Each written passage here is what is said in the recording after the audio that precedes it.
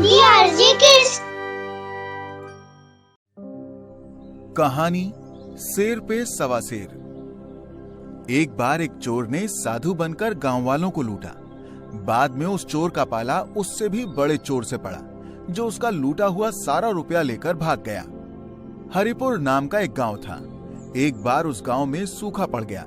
गांव के लोग इस बात से बहुत परेशान थे और वो इस बारे में आपस में बात करते हैं।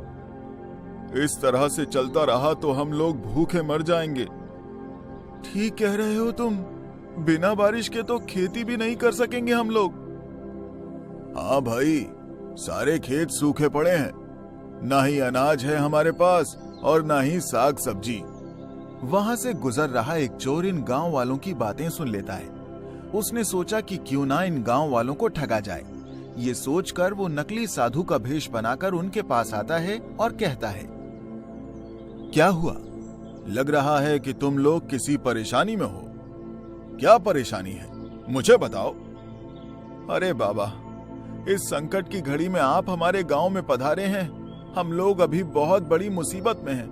पानी की कमी के कारण हम लोग खेती नहीं कर पा रहे हैं। ये बात है बेटा, दुखी मत हो। अब मैं आ गया हूं तो तुम लोगों की सारी परेशानियां खत्म हो जाएंगी। बाबा, क्या आप हमारी पानी की समस्या दूर कर सकते हैं? देखता हूं कि मैं तुम लोगों के लिए क्या कर सकता हूं। ये कहकर चोर वहां से चला जाता है और एक पेड़ के नीचे ध्यान लगाकर बैठ जाता है। गांव वालों को लगता है कि ये कोई तपस्वी साधु है, इसलिए वो लोग उस नकली बाबा के सामने हाथ जोड़कर खड़े रहते हैं। बाबा, इस कठिन घड़ी में आप ही कोई उपाय बता सकते हैं? हाँ बाबा, आप ही रास्ता दिखाओ। ये तुम लोगों की परीक्षा की घड़ी है। जो मुश्किल घड़ी में आगे बढ़ता है वही जीत पाता है। बाबा की ये बात सुनकर मन प्रसन्न हो गया। दान से बड़ा पुण्य और किसी चीज में नहीं है, इसीलिए दान करो और पुण्य कमाओ। इस पुण्य का फल तुम लोगों को जरूर मिलेगा। ये सुनते ही गांव वालों के पास जो भी पैसे थे वो दान पेटी में डालने लगे। आओ सब लोग आगे बढ़ो, जिसके पास जितना है सब दान करो। ये लीजिए बाबा, मेरे पास इतने ही पैसे हैं। बाबा, ये मेरी तरफ से। ये मेरी तरफ से। आओ सब लोग दो। जो जितना दान करेगा उसका उतना भला होगा, सबका मंगल होगा। सबने जितना हो सका उस चोर की पेटी में डाल दिया। कितने मूर्ख हैं ये लोग। अच्छा है अगर होशियार होते तो मेरा काम कैसे होता। दूसरे दिन अचानक सच में बारिश होने लगी। गांव वालों ने समझा कि बाबा के चमत्कार से हुआ है ये सब। बाबा, आपके दर्शन के लिए गांव के जमींदार साहब आए हैं। आपने हमारे गांव में पधार कर हम सबको धन्य कर दिया। आपके कारण हमारे गांव में खुशहाली फिर से लौट आई है। यही तो मेरा काम है। दूसरों के दुख दर्द को दूर करने से मन को जो खुशी मिलती है वो तुम्हें क्या पता। अब आप हमारे इसी गांव में रहिए, हम लोग आपको कहीं जाने नहीं देंगे। लेकिन ये कैसे हो सकता है? मैं एक जगह नहीं रुक सकता। बाबा, मैं आपके लिए यहीं एक कुटिया और मंदिर बनवा देता हूँ। ठीक है, जैसा तुम लोगों को ठीक लगे वही करो। फिर कुछ ही दिनों में वहां साधु के लिए एक कुटिया तैयार हो जाती है और साथ ही गांव में एक मंदिर भी बना दिया जाता है। अब उस नकली साधु के मजे के दिन चलने लगे। गांव वाले उसे दोनों समय खाना लाकर देते और दान पेटी में दान भी। वाह, कितना स्वादिष्ट भोजन है। बाबा, आपने मेरा बनाया हुआ भोजन खाकर मुझे धन्य कर दिया। बाबा, ये दान लीजिए। लाओ, इसी पेटी में डाल दो। दूर एक पेड़ के पीछे एक और चोर ये सब देख रहा था। गांव में घूम घूम कर लोगों को लूटने से अच्छा है कि मैं इस नकली साधु को ही लूट लूं। इसके पास बहुत माल जमा हो गया होगा अब तक। इधर नकली साधु मन ही मन खुश होता है कि उसने गांव वालों को बेवकूफ बनाकर अच्छा खासा धन इकट्ठा कर लिया है। वाह, जितना सोचा था उससे कहीं ज्यादा कमाई हो गई है मेरी। मेरा पूरा बक्सा भर गया है। खिड़की के बाहर से दूसरा चोर ये सब देख रहा है कि नकली साधु ने ढेर सारा रुपया बक्से में जमा कर लिया है।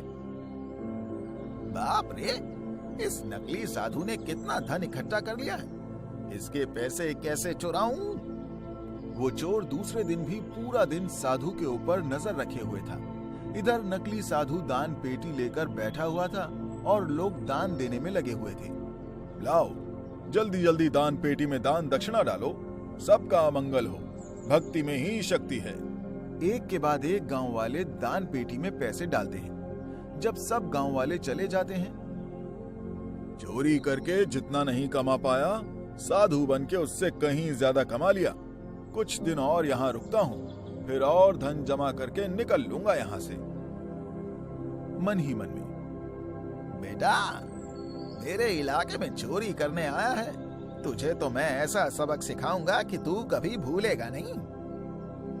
साधु अपनी दान पेटी कुटिया में रखता है और बाहर निकलता है। तभी दूसरा चोर उसके पास आता है। बाबा, आपके दर्शन हो गए, मैं धन्य हो गया। कौन हो भाई तुम?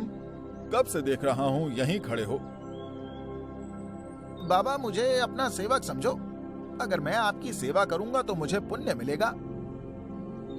तुम कुछ दान करने आए हो तो जल्दी दान करो, फिर मुझे अपना कुछ काम करना है। हाँ, देने ही तो आया हूँ। पहले दूंगा, फिर सब ले लूंगा। क्या ले लोगे? अरे बाबा, आपका आशीर्वाद। हाँ हाँ, वो तो बिल्कुल मैं दूंगा ही, और मेरे पास है ही क्या देने के लिए। मैं रोज आपको अपने हाथों से भोजन बनाकर खिलाऊंगा और आपका सारा काम कर दूंगा। मुझे आपकी सेवा का मौका दीजिए बाबा। साधु मन ही मन में, अरे ये एक और बेवकूफ कहाँ से आ गया। अब खाने की समस्या भी खत्म हो गई। मतलब यहीं भोजन पकेगा और मेरे सारे काम भी मुफ्त में हो जाएंगे। वाह, क्या किस्मत है मेरी। क्या सोच रहे हैं बाबा? आज से काम शुरू कर दो। पूरी, सब्जी, खीर, हलवा बनाओ, जो भी बना सकते हो। बढ़िया स्वादिष्ट भोजन बनाओ। हाँ हाँ बाबा, बिल्कुल। ऐसा स्वाद आएगा जैसे कभी नहीं आया होगा। बस अब आप देखते जाओ। कुछ देर बाद, अरे भोजन तैयार हुआ कि नहीं? बड़ी भूख लग रही है। तैयार है बाबा, आप आसन ग्रहण करिए, मैं भोजन लाता हूँ। चोर साधु के लिए थाली में भोजन परोसता है और चुपके से उसमें नींद की दवा मिला देता है। वाह, इतना काफी है। इतने में तो साधु सो ही जाएगा। अब सीधे सुबह ही आंख खुलेगी। क्या बात है बेटा, भोजन की थाली तो पकवानों से भरी हुई है। वाह, आज तो मजा ही आ जाएगा। हाँ बाबा, इतना मजा आएगा कि आप खाते ही सो जाएंगे, फिर सीधे सुबह ही आंख खुलेगी। सुबह आंख खुलेगी मतलब? अरे मेरा मतलब कि सुख की निद्रा बाबा, सुख की निद्रा। अच्छा अच्छा, ये बात। वाह, बहुत ही स्वादिष्ट भोजन। भोजन करते ही साधु जमीन पर गिर के बेहोश हो जाता है। अरे वाह, मेरी नींद की दवा ने कितनी जल्दी अपना काम कर दिया। साधु तो गया, अब मैं जल्दी जल्दी अपना काम कर देता हूँ। चोर साधु का पूरा बक्सा खाली कर देता है। उसमें जितने भी रुपए पैसे थे सब अपनी पोटली में बांधकर वहां से भाग जाता है। दूसरे दिन सुबह जब साधु की आंख खुलती है नींद से उठते हुए, पता नहीं कल रात में इतनी जल्दी कैसे सो गया, लेकिन नींद बहुत अच्छी आई थी। साधु की नजर जैसे ही अपने खाली बक्से पर पड़ती है वो चिल्लाने लगता है, हाय हाय, ये क्या हो गया? सब लेकर वो चोर भाग गया। उसका चिल्लाना गांव वाले सुनते हैं तो वो भागकर वहां आते हैं, लेकिन साधु को नहीं पता कि गांव वाले उसकी बात सुन रहे हैं। अरे अब मैं क्या करूं, कहां जाऊं? मैंने इतने दिनों तक गांव वालों को मूर्ख बनाकर जो रुपया भी कमाया वो सब लेकर भाग गया।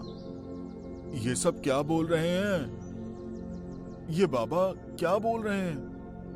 मतलब कि इतने दिनों से ये हम लोगों को मूर्ख बना रहे थे। हाँ, तभी तो हमने इसको क्या समझा और ये तो ठग निकला। अब हम इस ठग को अपने गांव में नहीं रहने देंगे। तभी साधु की नजर पड़ती है कि वहां पूरा गांव इकट्ठा हो गया है। अरे ये क्या हो गया?